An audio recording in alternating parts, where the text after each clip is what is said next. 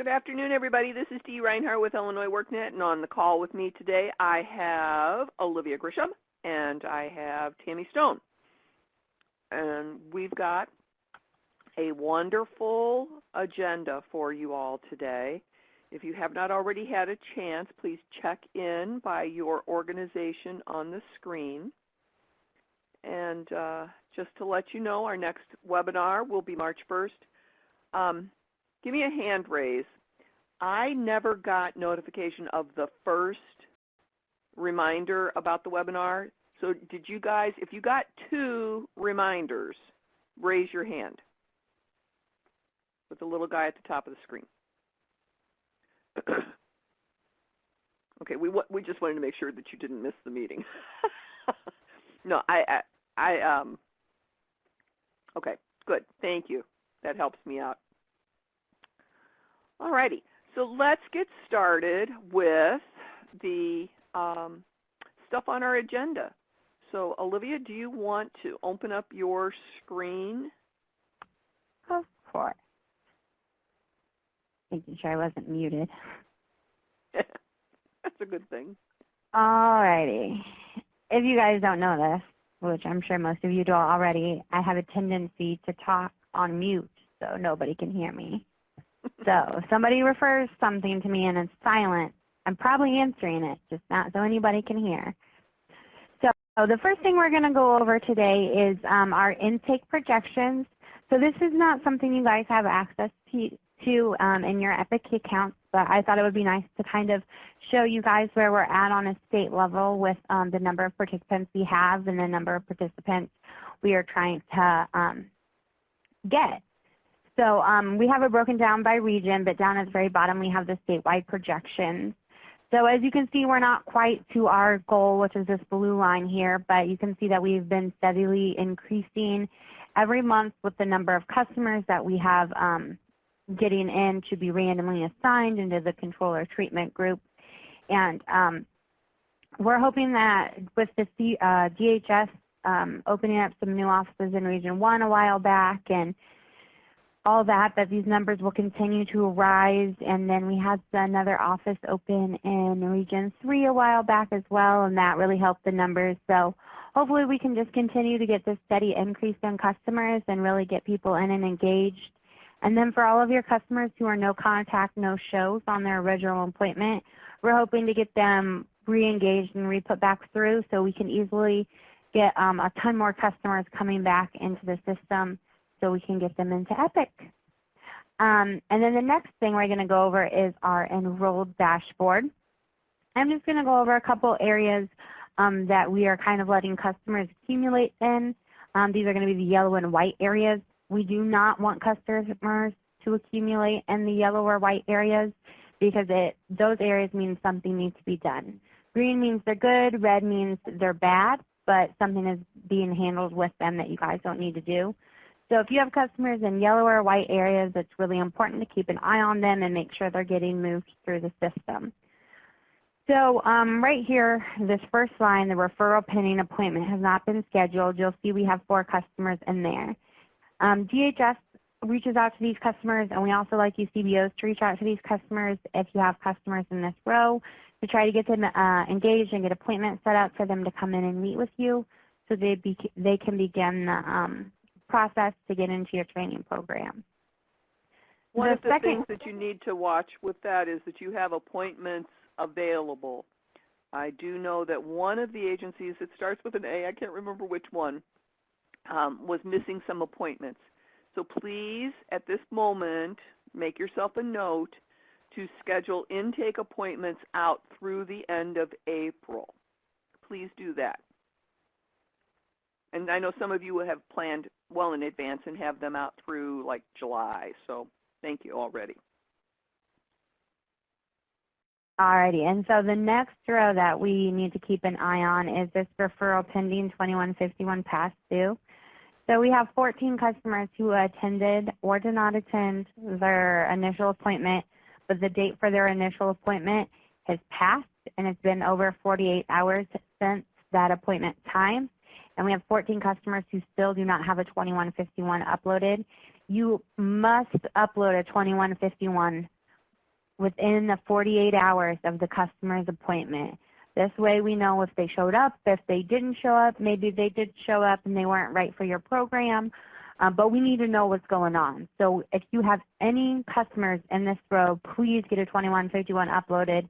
If you're not sure what to mark for them, feel free to give me a call, send me an email, and we'll get them figured out. But there should never be customers in this referral pending 2151 past due, because you guys have to make sure you're doing it within 48 hours as part of the policy. So just make sure you're getting those customers cleaned up as quickly as possible. And then the next two rows here, referral pending, no contact from customer, recommend conciliation, and referral rejected. These are both rows that DHS will take care of, so you don't have to worry about any of the customers in there. They're working on doing conciliations with these customers and getting them reassigned to more appropriate training programs. And then the next area is referral accepted and enrollment started, enrollment required. We have 37 customers in this area. That is way too high. There should only be a few customers in here, if any. So what this area is saying is that we have 37 people who attended their initial appointment and had a 2151 uploaded for them with client services initiated, meaning the CBO accepted the customer. However, the CBO has not yet marked them as enrolled in a specific training program. So we have 37 people in one of our training programs, but no spots saved for them. So you guys really need to make sure that you're getting them enrolled in that training program as soon as you're starting services with them, or they're not going to have a spot when it comes time for that training program. 37 people is a lot of people to not be in a training program, but you to be saving a spot for that can easily get bumped out of the way if they're not marked as enrolled and too many more people come to your CBO. So make sure you're getting these customers marked as enrolled in the training program they want to go in, so they don't lose out on that when it comes time to start training.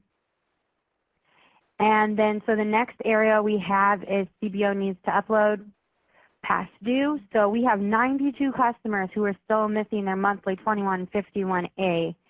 This needs to be uploaded between the 1st and 5th of every month, and there should not be 92 customers that are still missing their 2151A. Another part of this is mainly for Region 1, but we'll be doing this for all regions because every region can do staffings, is we're going to start generating all the forms for you so you don't have to fill them out yourself. However, the only way we can generate those is by using what you've put into the system. So if you're not doing what you're supposed to do and uploading their monthly 2151As, getting them marked as enrolled, and showing that they showed up, then we can't generate those reports and files for you, and you'll have to do it on your own. So please make sure that you're getting their monthly 2151As, so when we're generating our reports for you guys to use for your staffing, they're accurate and you have to do as little work as possible. And then the next couple of areas we need to keep an eye on is this situation where no progress and minimal progress. We have quite a few customers in here that aren't really up to par on what they need to be doing. For Region 1, you guys do monthly staffings where you will discuss these customers in ways that you can help get them more engaged, or maybe other routes that you can take if they're not doing what they're supposed to be doing. But for all the other regions, if you have customers in here, make sure that you are getting in contact with DHS and going over the issues that you're facing with these customers and trying to come up with ways to get them re-engaged and re-involved in the program, because that's our main focus here, is just making sure we can get everybody into the training that they need so they can get into a job that they'll be able to have for a long time and they'll enjoy. And then the next, go ahead, Steve. Mary Beth has a question before we leave the screen. We mentioned that no-shows, no contacts may be re-engaged. Do you know if they will be assigned to the same program, or will the assignment process start over? Now, if they didn't show up at the initial intake appointment and they go back to DHS for a conciliation, there is a possibility that they may be reassigned, but that would be a big process. So more than likely, they would come back to the original assignment. So that's, in a lot of cases, though, they're probably going to be marked as as sanctioned so that they're ineligible for services. But that's only a 3-month period. So they could eventually still come back to you. So does that answer your question?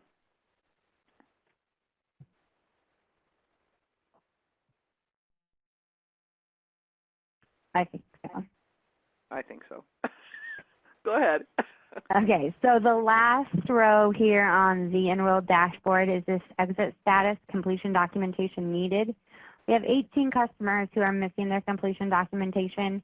I am going to try to touch base with you guys sometime here this week, next week about these because we've went over these every webinar, and instead of getting smaller, they just continue to grow. So I think there might be a little confusion as what's needed here. So if you have any questions, please ask me, call me, email me, and we can get that figured out. But if you have customers in this yellow row of the completion status, then you need to be going in and looking at their exit information, and it will say in red text exactly what is needed to move them to either the green or the red space. The white space in this situation is okay. They're going to stay there for 90 days. During that retention period, and then after that retention period, we'll either mark them as complete good in the green or complete bad in the red. So do you guys have any questions at all on the enrolled dashboard? And just to let you know, I did a little checking while Olivia was talking, and there are 57 2151As that are past due in Region 1. And Region 3, you have 32 that are past due. So we need to get you guys on the stick on those. Alrighty, so the next dashboard I have to go over here is the ISTEP dashboard. For the personal development, and this will also be applicable to the academic and technical section, is if you guys have customers who do not need any steps in personal development, you can go in and mark their status as complete. You do that on the first page of, here, I'll just show you, because I have tests pulled up right over here. Let's see. So you'll just go into their plan, and on their personal development page, where it says timeline and status on track, you can just mark them as complete and click update. And then they will show in the completed section right here. And then we'll know, okay, well, we have 39 customers who are complete, so we don't need steps for those customers. So we could have 39 customers with no steps identified. But as you can see, these numbers are way off. So there's 563 more customers who have no steps identified. And I would guess a majority of those could probably be marked as completed. So please make a note to go in and look at any customers you have for no steps identified and determine if maybe they will need steps later down the road, maybe we need to leave it open. But if they don't, go ahead and mark them as complete so we know that part of their ISTEP is done. The second section is the career planning section. So we have about 60 people in there marked as complete because they have completed all of their career planning steps. 99.9% of our customers are going to have some sort of career planning step. That is the main focus of EPIC, is getting them training so they can then get a job. And even the customers who are not interested in doing the training, they're coming to you guys for employment-only services. So we should not have anybody marked as complete with no steps identified. There should be at least 1 or 2 steps in this section for almost everybody. And then it looks like we have 588 customers, which is about 72% of our customers who do not have a target occupation selected. So we need to go in and select the target occupation for them. This should be very simple. You just look at the application and what they selected as their goal, and then that is what they're going to mark as their target occupation. I know a lot of the CBOs tend to fill this ISTEP out when they're with the customer so they can talk to the customer about the steps that they're going to be engaged in. So even if you just have the customer sitting right there, be sure to ask them what their target occupation is and go in and select that. And I'm hoping by our next webinar, let's try to get this down to under 50%. That's the goal I'm going to set for you guys. Let's get our target occupations not selected to under 50% for our customers. And then it looks like we have 250 customers with no steps identified, and these could be people who are maybe just starting and you're not quite there on exactly what steps they're going to do. But we should not have 21% of our customers with no steps identified. So go ahead and take a look in there and see if you have any customers that you can go ahead and go in and add steps for. I'm sure there has to be a handful of them there who have already started career planning steps and they've just not been marked. So please make sure that you're marking all of the proper steps in their ISTEP so it is showing on our dashboard correctly. And we are going to talk about this in a few more minutes.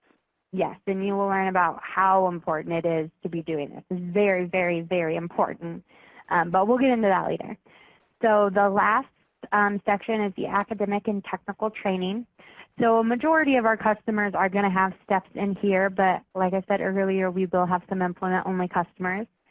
It looks like 5%, 44 customers, have completed the academic and technical training portion of their ISTEP. A few of those people probably were employment-only services, but there we have had some completions who, customers who have completed their training program and got a job. So it's great to see this number continue to rise. And then it looks like we also have 372 customers, so 45%, who do not have any steps identified. So almost half of our customers have no academic and technical training steps identified. We should have way less customers in this section because the main focus of EPIC is the training program, so we should have a lot more customers in here with steps on how they're getting these training programs and which training programs they're going into. So you guys definitely need to make sure that you're going in there and selecting which type of training program they're going into or they are in. Did you guys have any questions at all on the ISTEP? All righty. So up next, we are going to talk about staffing. So I'm going to minimize my screen here. And we have a couple poll questions. And just to let you know, staffings can be done across the entire state. They are mandatory in Region 1.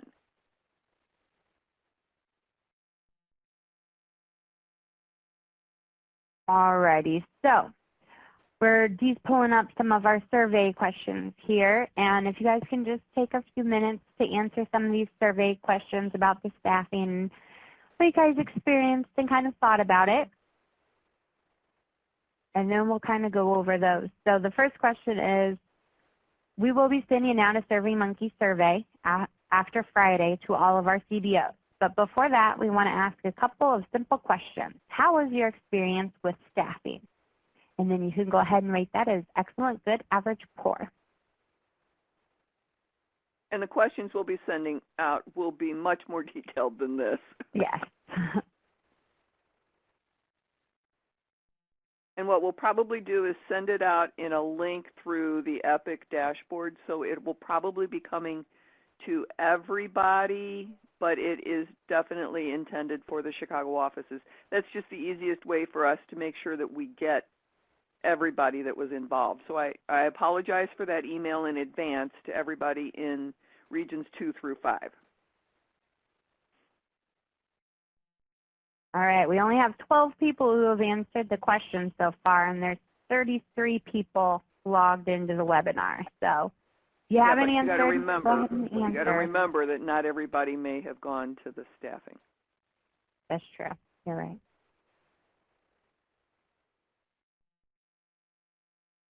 All right, so we're going to end that poll. And if you have any suggestions for anybody that needs to go that hasn't gone on Friday, you might want to answer that other one.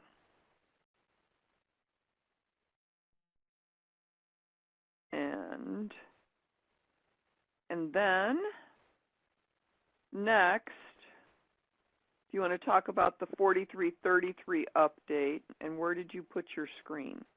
Pull your screen back out. Behind the survey question. I'm going to move the survey question over slightly. Do you want me to pull my screen up or wait a couple minutes for the survey question? we'll pull it over here. Sorry, we keep moving it on you. Okay. All right, we'll have that open up again. All yeah, right. Ellen, we understand that too. Okay. So, as I mentioned earlier when we were talking about the ISTEP dashboard, we have started populating some forms for you guys that you can use during staffing. For Region 1, they're requesting the 4333, the 4334, the 2151A, and case notes. As of right now, eventually more forms may be needed, but we will work on pre-populating those forms for you guys as well, so you don't have to go in and fill that out for every single customer. For right now, we do have it set up in the system, so you guys can automatically populate the 4333 for each local office that you've received customers from. And the way that you do that is so you will go into your reports, which is in the top right-hand corner. And then I'm logged in on test as a CBO. So none of this information is real. It is just some fake information we put into our testing. So then you'll click on the staffing report. So when you go to the staffing report, it's going to have it filtered by your agency. And then it's going to show you a list of all the customers regardless of which agency they're from or which office they're from. And then, then you can go through and you can select each one of these to see if you have any customers there. So if you filtered by Western, you'd see that we have no customers from the Western office. And then we'll filter by South Loop. And okay, so we have 2 customers that came to us from the South Loop office. So what you're going to do is you're just going to click Export 4333 form. And give it just a second, and it will populate the 4333 with the participants, the first initial of their first name, and then their last name, along with the case ID number, and then the status of what that customer is. So it's active participation. The way we determine what this is going to be is based off of what you have in their monthly 2151A. So if you're not uploading their 2151A, between the 1st and the 5th of every month, and they don't have a 2151A for the month, we're not going to be able to populate this row for you, and you'll have to go in and figure out what it's supposed to be. And that's why it's really, really important to make sure that you're getting that monthly 2151A uploaded. That way it will save you guys a lot of work when it comes time to doing these forms. And then, Olivia, can you make a note to have Cody populate EPIC in the program name? Yeah. Because that is a difference between Earn Fair and all those other ones. Yeah.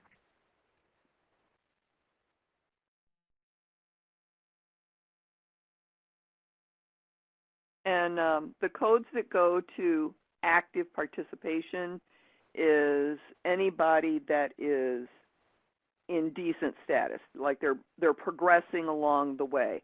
And then the non-cooperation is if you upload a 2151A that is situation worse, non-cooperation, all of those ones that would mean that they are not participating. And we have it listed out. I don't have a 2151 in front of me right now. Let me pull one up and I can tell you for sure.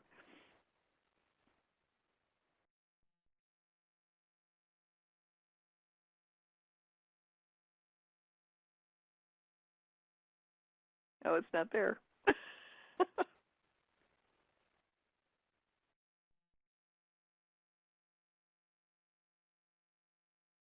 Okay, so the ones that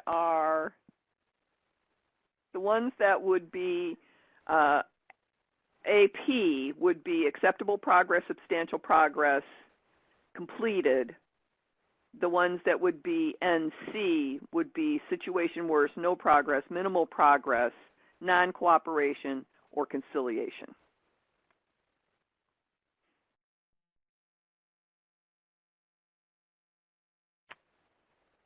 All righty. So that is Again, this is what the 4333 will look like, and we'll get Cody to populate so it says Epic in here.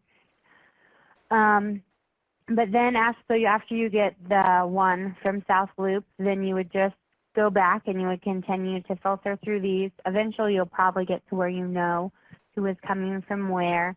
But it is always good to check and see because every month you're going to get new customers, and you could have nobody from Western right now, but maybe next month you will get a customer that has came from there. So do you guys have any questions on this staffing report? Well, Nancy is asking if you can change the auto-populated fields, and Natasha just replied, if you make sure that the appropriate 2151A is uploaded before you create this 4333, it will automatically populate that field for you. So if your customer is now being a bad customer, needs to go to the principal's office, seriously, if they are no longer cooperating, but the last one says that they were, make sure that you just upload that new 2151, and it will put the right code in there. Does that answer your question, Nancy?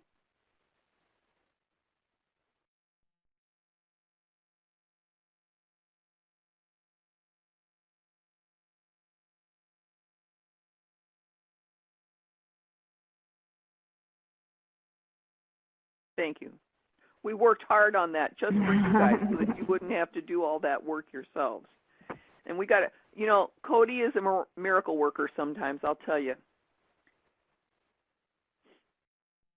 Alrighty, so the next thing that I'm going to show you guys is just a new filter that we've added on to the customer search.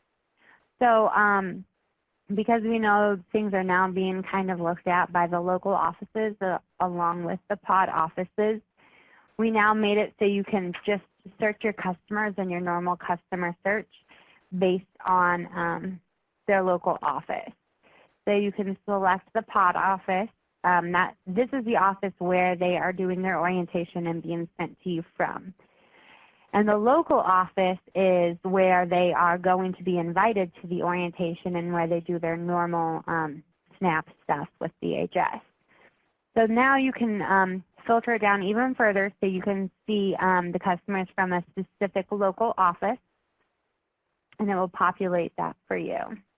And just to let the rest of the state know what's happening with this is this only happens, the local office option only comes up if you pick Region 1. And because Olivia is logged in as a Region 1 provider, she gets to see the local offices. But if you're in Region 2 through 5, you will only see the region and the office. You won't see the local office option come up. Correct. So yeah. you might be, for example, in Region 4, there's 4 offices, and if you happen to be over on the west side of the region, you'd have 3 of those offices that you might be able to pick from. So that will make a difference.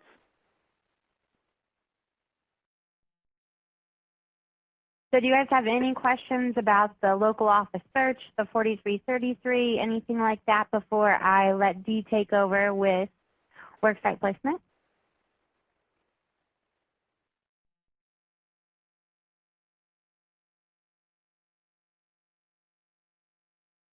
All right, I'm going to make this pod a little bit shallower here so I can get my screen out.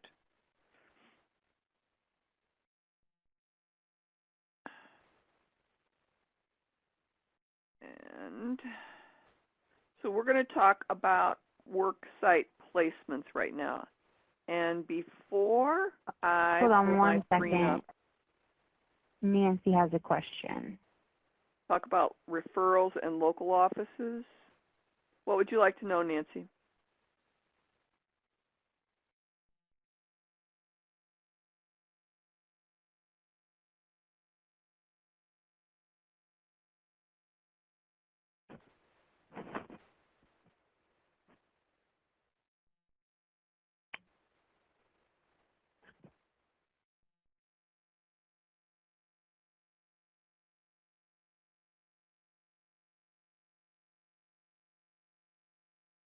Oh, okay. So for reverse referrals, specifically to Region 1, because there are, the pod offices that are doing the orientation, but there are also those feeder offices that have to invite the customers to that orientation. So anytime you're sending a reverse referral, and we talked to DHS about this, and they said the same thing, is you have to send them to their local office. They cannot go to the pod office because the pod offices do not have access to that customer's DHS information. And they have to be put through DHS and invited into EPIC program before they can participate. And they can't do that unless they're going to their feeder office where all their access can be, or all their information can be accessed. And I do know there was some confusion specifically with you guys and Mid-South maybe. But if a customer were to go there and their local office was Mid-South, was Inglewood and not Mid-South, then that CBO or that DHS person would have to refer them to Inglewood to get invited. Then they could come back to Mid-South. That's why we always just want to refer them straight to the local office.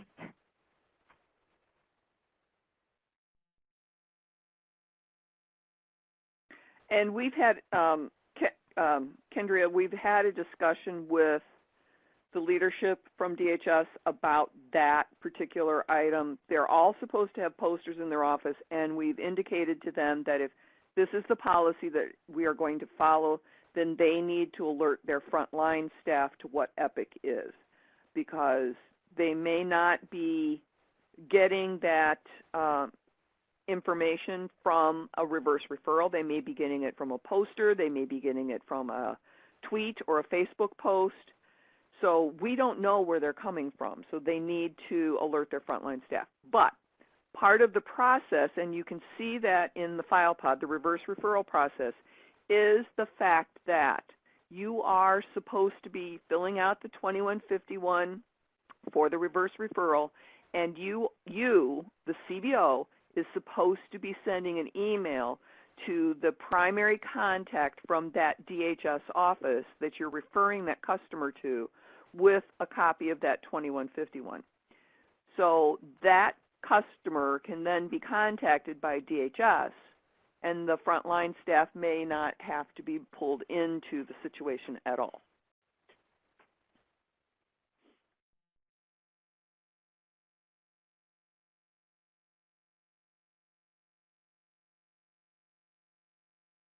And, oh, yes, and Deidre Wesley needs to be included in that email as well so she can follow up.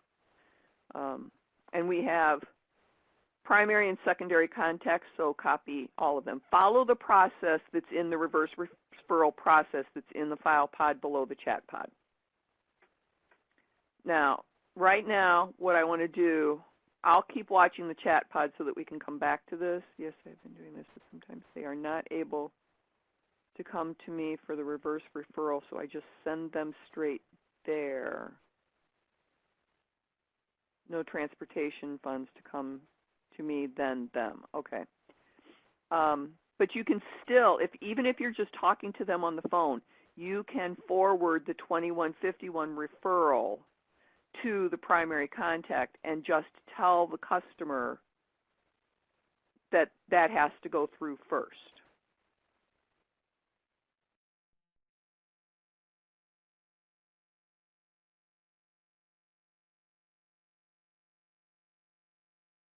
Thank you. Thank you, Kendria. I appreciate that. All right.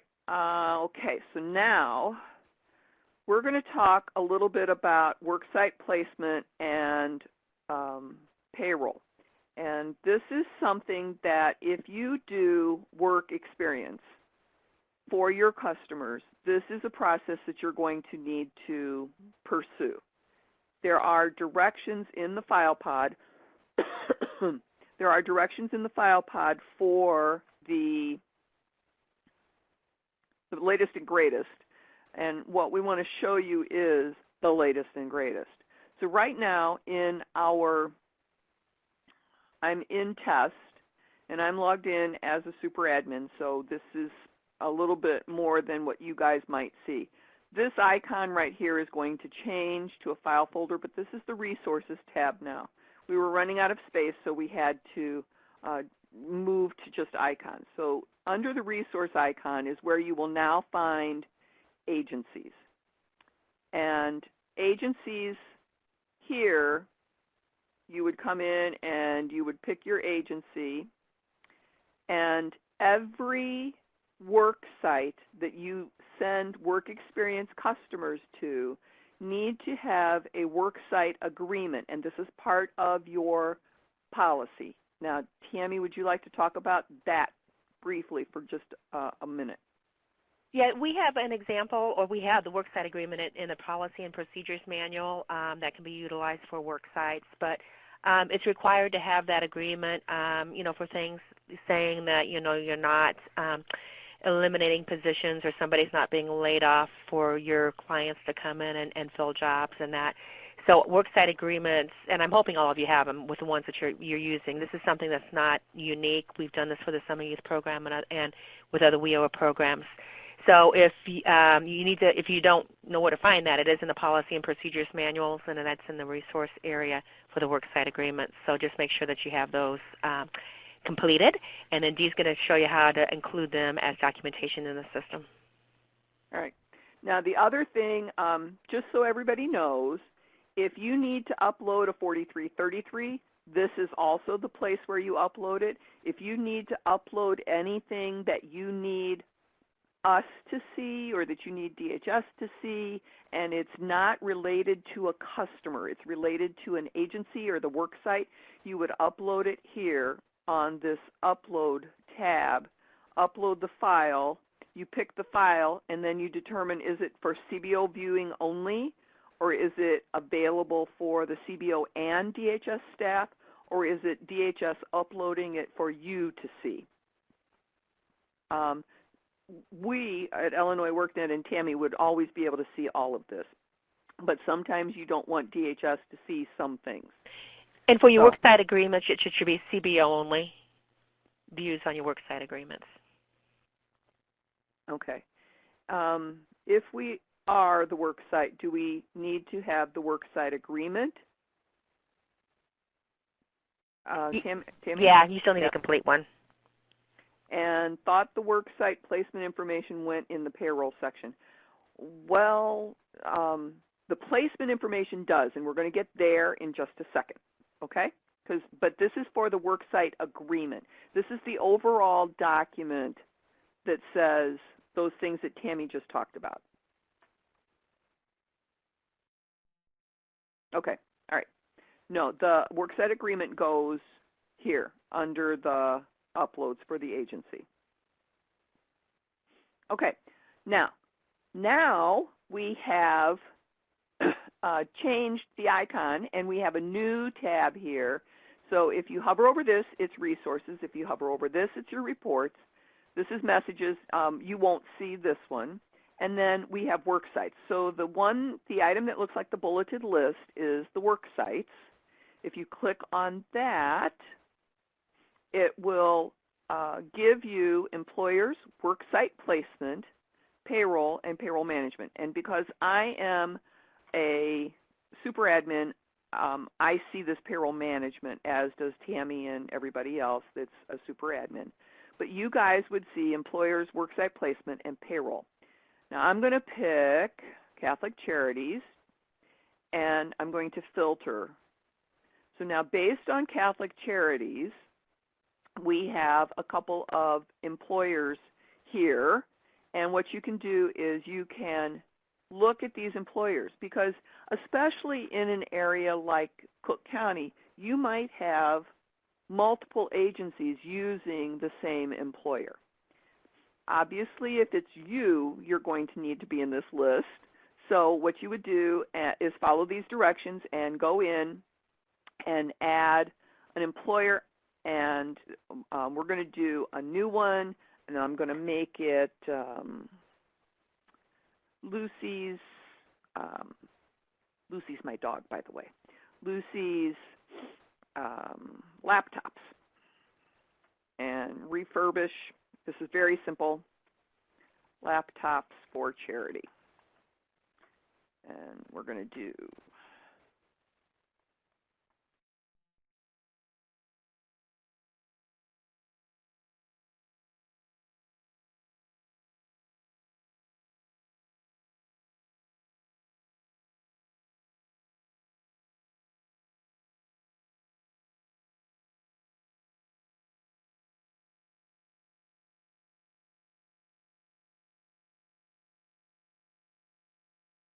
all right, and then primary contact, you put in a name, so it's going to be Lucy, and it's going to be Smith.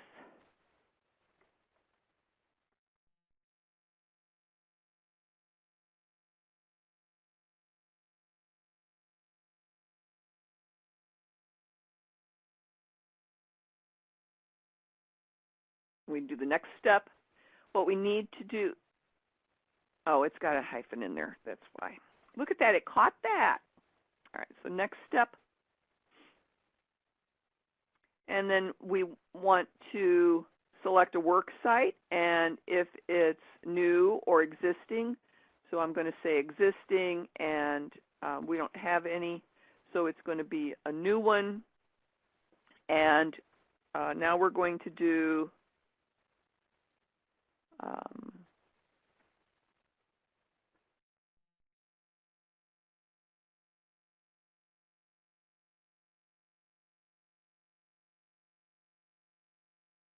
so it might just be the same address that you just entered, but it could be a different one. So as we're going through here, it will grab this.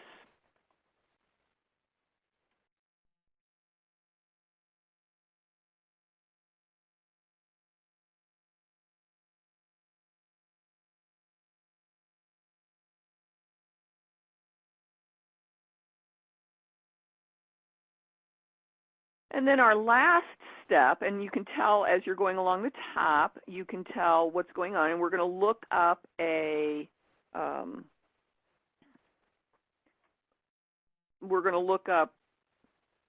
this may not be the right one, and then you select the code. So you put in a keyword based on what the industry is, what the job is, and then you would search it, and you can select it, and if it's anywhere close, then you can pick this. You can make modifications to the title if you need to. You can make modifications to the description. So the SOC code, some of you guys have worked with SOC codes before. It's trying to get it into the right area, the right overall bubble. And then you can put in, most of the time this is going to be work experience that you're entering. How much is the hourly rate? How many openings do you have? And what is the starting date? I'm just going to pick today, and it's going to be 6 months that we can go all together. But the customers might not be in there that entire time. It might be 2 weeks at a time. So when we finish, then we have, where did she go? There's Lucy's laptops. We can see I've got 15 openings. We can see the name of the employer. We can see the work site. We can see the job. You can add customers here. So if I click on Lucy's laptops, I get information where I can add contacts or change contacts. So this is useful that way. You can also get that same information for the work site. You can get information about the job and how many positions when they start here. You can make edits there. And then if you decide that you want to add a customer, you click on the Add Customers, and you can pick whoever is going in there, when are they going to start. This is for their ISTEP step, whether it's open or not, and their start date is actually going to be this is, Olivia, if you want to make a note about this, this is something that I noticed. You can only have a start date that goes backwards. You can't go forwards. And then the end date, maybe they're only going to be there for 2 weeks. So the end date is add. So if somebody's trying to plan for this, it would be difficult for them to get in here and pre-populate it. Then as you look at this, I can come over here and I can see who that customer is. So you can tell from this dashboard all of this good stuff. Now, the payroll is the exact same, but it's just here now instead. So you're going to do the payroll the way that you had been doing the payroll. And if you need to see a video on this, we have a video. I will be, I thought we had a Worksite video, but I'll double check that. And if we don't, I will create one for you. And then payroll management is where Tammy goes in and approves the payrolls. But here you can see of the payrolls that had been submitted, whether it was reviewed, approved, or not submitted. So you might want to go back in and fix those payrolls and check on those payrolls there. So that's the worksite placement. Do we have any questions about worksite placement or payroll? I saw somebody typing, but I'm not sure if they were typing for me.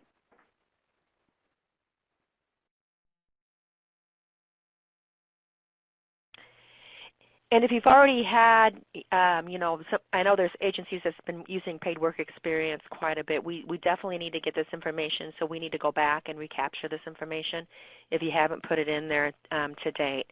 And we're going to discuss in this a bit, but we will be assisting you guys on a lot of different areas of this. And this will be one of them if you have any questions, on how to do this. But it's pretty critical that we get this information put in for payrolls that have already been done. And can a person be participating in a work site without participating in training? Do you mean work experience without participating in training? Louisa? Yes, they can. And we're going to talk about that next. What a great segue question. I love that. Didn't she do good, Tammy? Yeah, she did great. Okay. So now what I'm going to do is I'm going to show you about ISTEPs, and we've got a couple of things going on that we want to show you the how, and Tammy is going to talk about the why. And so what I'm going to do is I'm going to go in to customers, and I'm going to look for, who do you want to do first, Tammy? Do you want to do work experience only, since that was that great segue from Sure, Louisa? You bet. Let's do work experience only. And Okay, what we're going to be talking about is a specific, this is going to feed into a CBO benchmark report. We're still reviewing that and making sure the information is translating right into that report, so we're not going to go into that. But this is a very, very critical area, and like I said, we are going to divide you guys and conquer. We were hoping to start working with you guys this week, but then with the staffing, it kind of put us back on our project plan.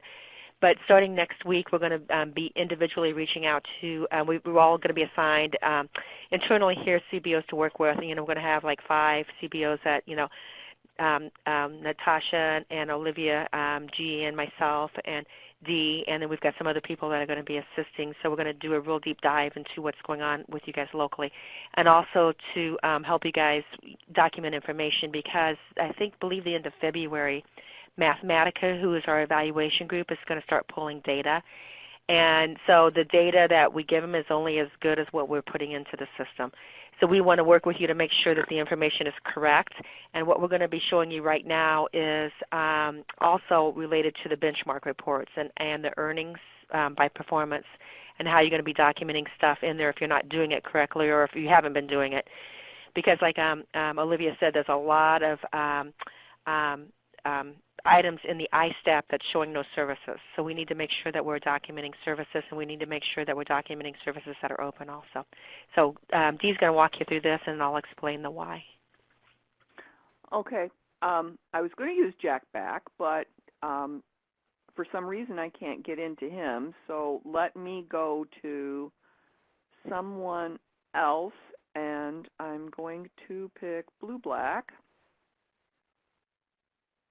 There we go. And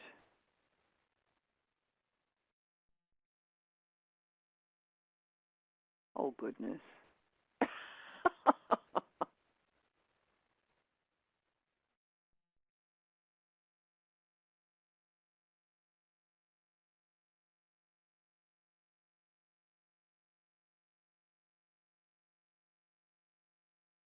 I don't.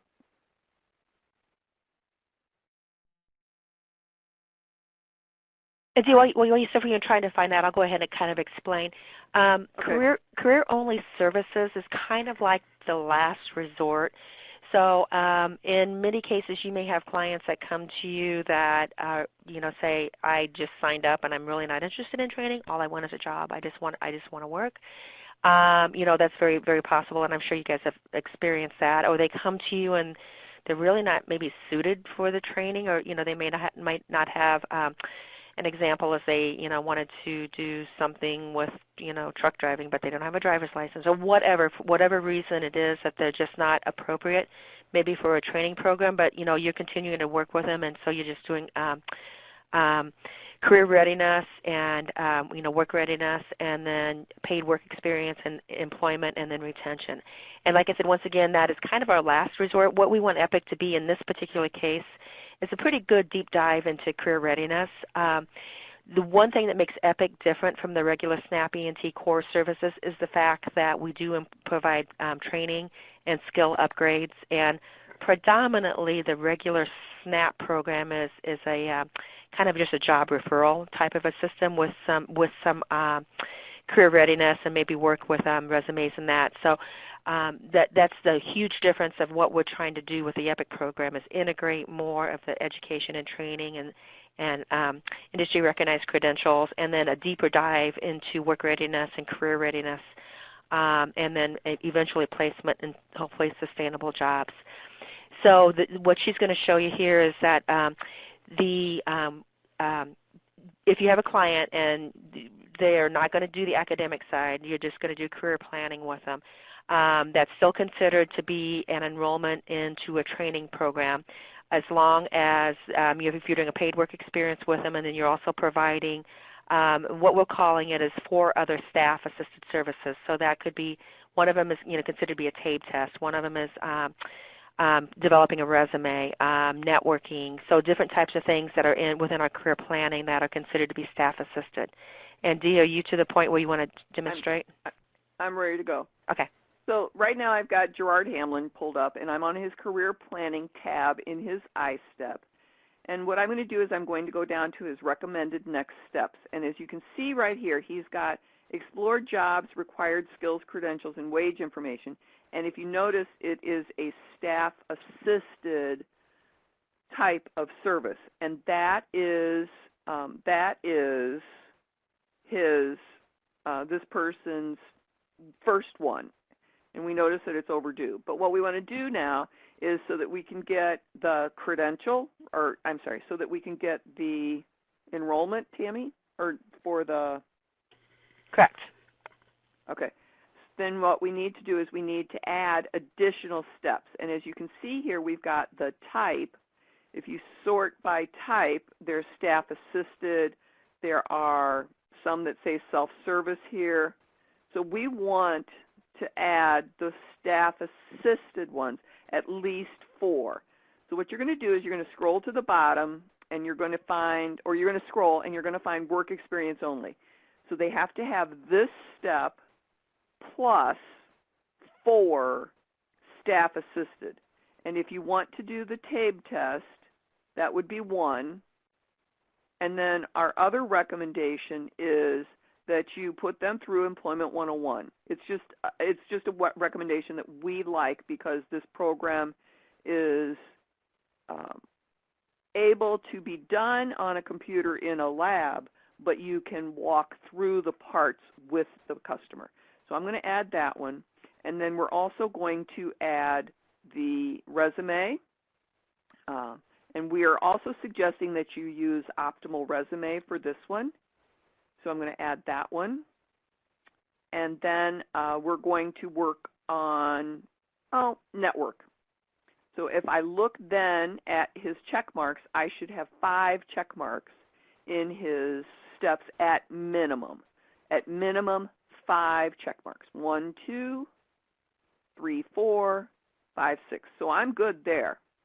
So then I can scroll back up to the top. And this can be something that you can create a checklist. What are we adding for this customer on a regular basis? And then to make any edits to those steps, you click on the pencil and you put that it's open or they've completed it. We're going to open it. When was the start date? When is it due by? This is going to be, we're going to do due by March 29th. So the person has to be done by the 29th of March. Save that, and then you'll know whether or not the person's on track. TABE testing might have a different date.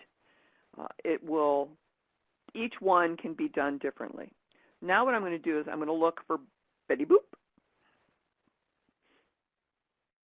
And so that's dealing with if you're just doing work experience, paid work experience, and they're just coming in to get a job. We're having conversations too as far as adding some curriculum potentially that is a deeper dive into career exploration as to be considered as an academic training portion of this too. So that's one of the areas that we're looking at. Because that's been brought up too for those individuals that are agencies that are doing a real deep dive into career exploration, and they have a curriculum that's behind that. So on the academic side, and this is where we're hoping that 90% of your customers they're here to get some skill upgrades. So on the academic side, we have multiple areas that these individuals can be receiving skill upgrades. So you may have a client that's coming in that needs remediation. So they're below, they may be a 5th grade reading level, and you need to move them up to, say, an 8th grade reading level. Now, there's a couple areas, and Dee will show you this, but there's a couple areas under the academic training for remediation. There's a remediation for math and reading, and there's a remediation for ESL.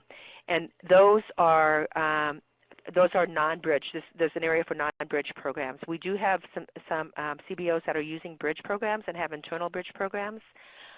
So if you are using a bridge program, we have a remediation, or we have ESL for bridge, and we also have math and reading for bridge.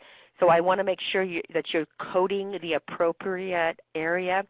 A bridge program is contextualized, so it's in conjunction with adult basic education and a career pathway. And like the ICAPS, if you're using an ICAPS, the ICCB, Illinois Community College, then obviously that's a bridge program.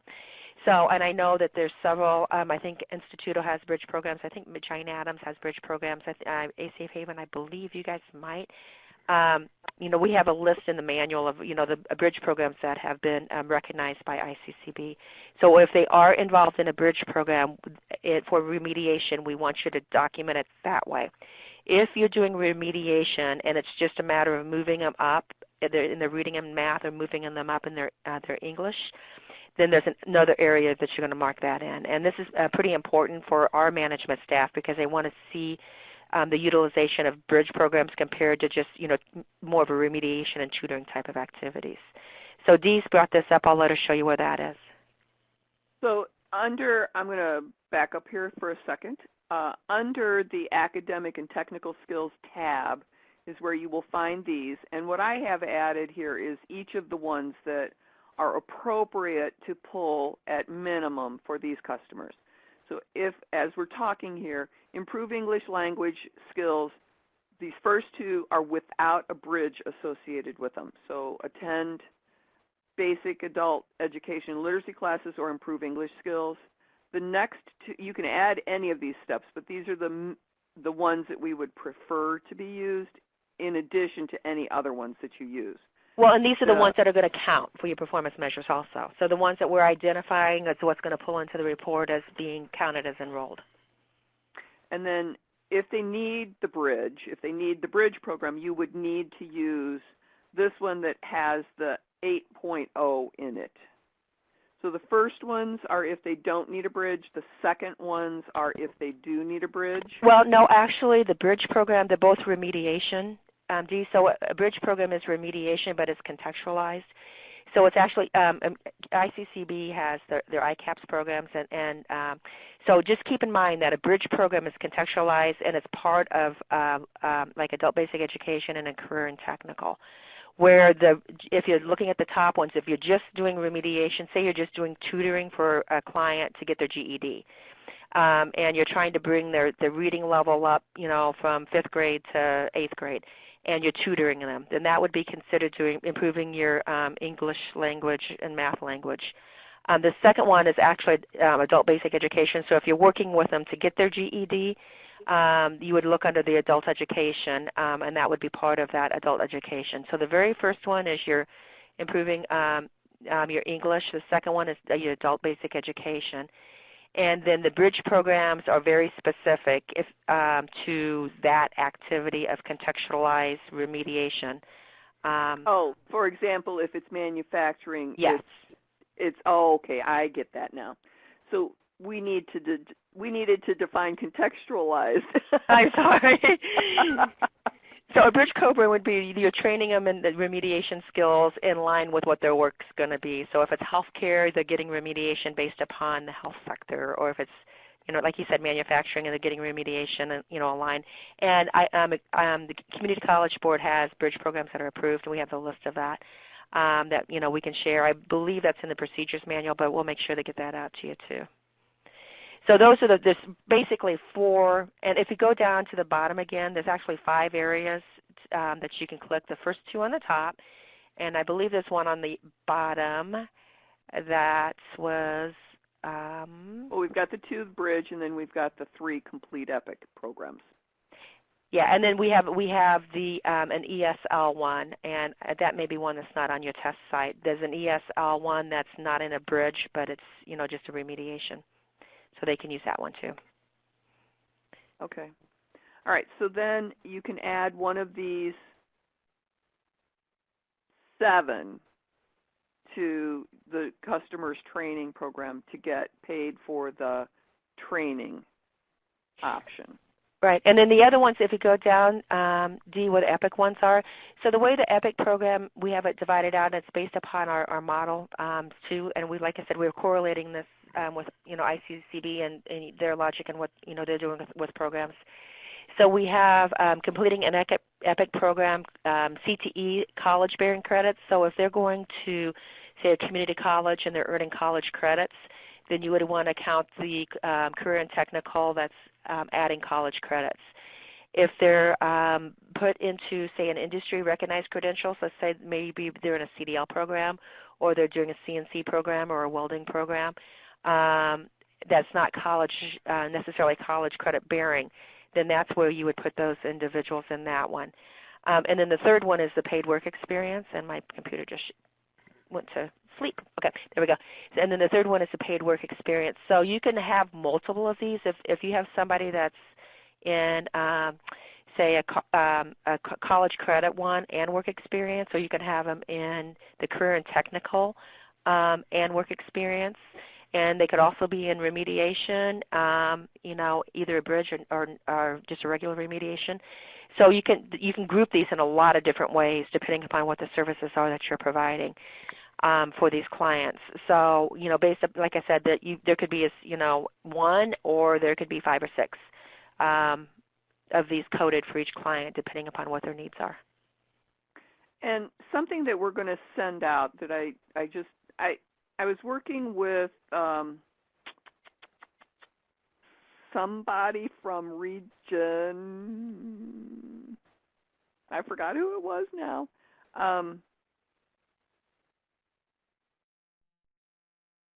14, LWIA 14. But this is a document that I put together with their help.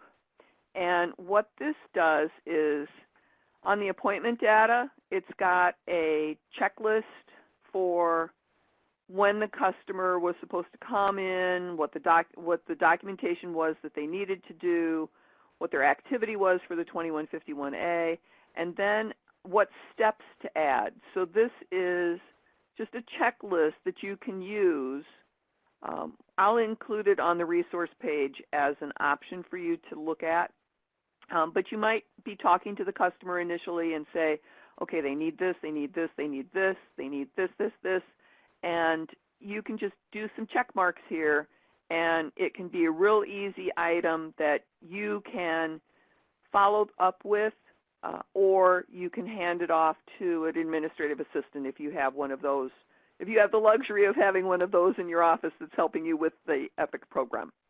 So we'll get this uploaded into a format so that you can use it on and upload it to the EPIC resource page. All right. Any questions about, we've run way over time. Yeah, and don't get too crazy about, because like I said, next week we're going to start doing deep dives with you guys, and then we're going to work on you on an individual basis on the ISTEP to make sure things are coded correctly in the ISTEP. We're going to start looking at your targeted occupations, like Olivia said, and make sure that you have occupations identified for everybody. We're going to look at your worksite agreements and see if you have worksite agreements uploaded, and if not, we'll assist you with getting those done. And then we'll be looking at your payroll uploads too, and if you're showing work experience, and if especially in the GRS, if you're showing costs for paid work experience, then we're going to want to make sure that that's uploaded in your payroll system. So starting this next week, we're really going to start intensifying our deep dive with you guys, and just making sure the data is in here, because once again, the evaluation team is going to start pulling this data at the end of this month. And the data that we give them is only going to be as good as what you guys are putting in the system. So we want to help and make sure that you guys understand what needs to be in there and how it's coming out. And then this will also drive your performance, matrix, because we'll be able to look at the benchmark report on your performance matrix. And just keep in mind that, with your performance matrix, I mean, you can earn, you can earn money, or you can earn, your grant money based upon meeting the performance, but you have to have actual costs associated with that also. So, I mean, if you earn something against a client, but you don't have, there's not the same amount in costs associated with that, then you can only actually recoup what your true costs are associated with this. So it's one of the it's one of those things. So that on my side, what I do with cash requests is I take a look and I see what your actual expenditures are that you uploaded in the GRS, and I look at your cash request. And we're on a reimbursement basis now, so your expenditures, your cash request can't be more than your expenditures that you're reporting. And then I look at your performance. I'll take a look at the numbers in the system. And now that we've got this benchmark report, before I've kind of calculated it myself, but with this benchmark report, I can take a look at that and see, okay, based upon your earnings, is it relatively in line with your expenditures? And it's not going to, I know that your earnings may be less than your expenditures to some degree, and in some cases, but if they're like, if your earnings and expenditures are vastly different, then we're going to be concerned about that, because the last thing we want to do is get to the end of the program and you've expended the money but you don't have the performance to support that. And I know it's a really tough program for you guys too, at Catch-22, because you guys have no control over the front end of it, but we're starting to see more clients coming in, and that's another push too, obviously, is to get more. And we will be doing a modification to the grant agreements. We're going to extend those grant agreements probably to the end of October of 2018. Right now they expire in January. But we're going to be moving back the intake process probably another 2 to 3 months so DHS can get their numbers in. And then we're going to give you guys, definitely probably a good 6 months more on your grants to do your work and performance. All right. And last thing before we say hasta la vista for today is we're planning a in-person training for the near future. If you have any topics that you would like to have us discuss on purpose in person that you can learn more about, please type those into the pod. Nancy, the permanent employment information goes on the progress page by the exit information.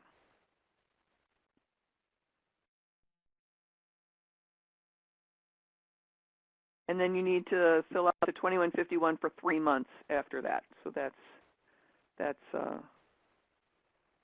that. All right, and I see Carmen typing.